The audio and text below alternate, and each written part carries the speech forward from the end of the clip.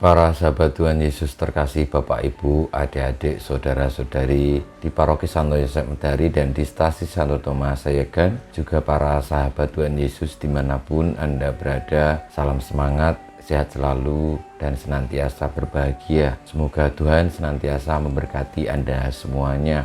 Marilah kembali kita belajar ilmu sejati pada hari Sabtu tanggal 8 Januari tahun 2022. Hari biasa sesudah penampakan Tuhan. Kita mengawali belajar ilmu sejati kita dengan berdoa dalam nama Bapa, Putra, dan Roh Kudus. Amin.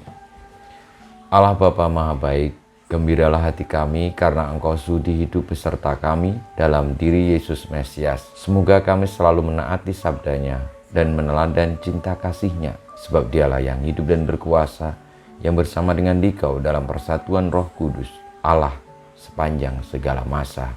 Amin. Para sahabat Tuhan Yesus terkasih, kita akan belajar ilmu sejati dari Injil Yesus Kristus menurut Yohanes bab 3 ayat 22 sampai dengan 30. Sekali peristiwa Yesus bersama murid-muridnya pergi ke tanah Yudea, dan ia diam di sana bersama-sama mereka dan membaptis. Akan tetapi Yohanes pun membaptis di Ainon dekat Salim, sebab di situ banyak air. Dan orang-orang datang ke situ untuk dibaptis, sebab pada waktu itu Yohanes belum dimasukkan ke dalam penjara. Maka timbullah perselisihan di antara murid-murid Yohanes dengan seorang Yahudi tentang penyucian. Lalu mereka datang kepada Yohanes dan berkata kepadanya, "Rabi, orang yang bersama dengan engkau di seberang sungai Yordan, dan yang tentang dia engkau telah memberi kesaksian, dia membaptis juga, dan semua orang pergi kepadanya." Jawab Yohanes, "Tidak ada seorang pun yang dapat mengambil sesuatu bagi dirinya kalau tidak dikaruniakan kepadanya dari surga. Kamu sendiri dapat memberi kesaksian bahwa aku telah berkata, aku bukan Mesias, tetapi aku diutus untuk mendahuluinya. Yang empunya mempelai perempuan ialah mempelai laki-laki, tetapi sahabat mempelai yang berdiri dekat dia dan mendengarkannya sangat bersuka cita mendengar suara mempelai laki-laki itu. Itulah sukacitaku, dan sekarang sukacitaku itu penuh.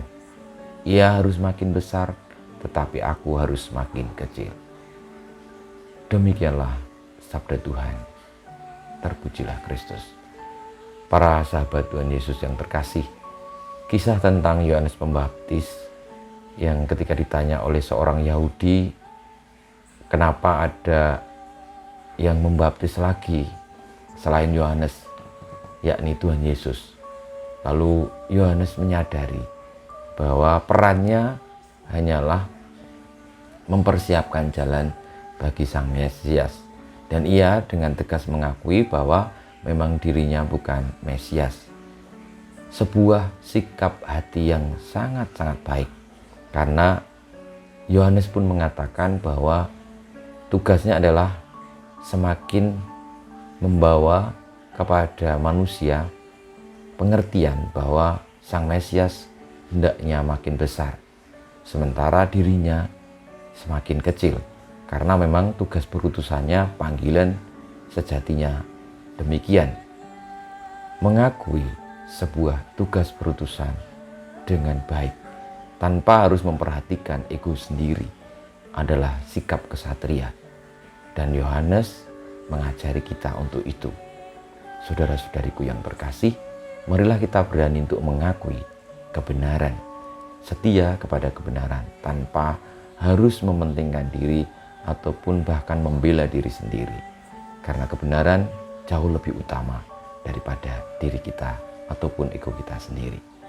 Kemuliaan kepada Bapa dan Putra dan Roh Kudus, seperti pada permulaan, sekarang, selalu, dan sepanjang segala abad. Amin. Ya Yesus, jadikanlah hati kami seperti hati-Mu.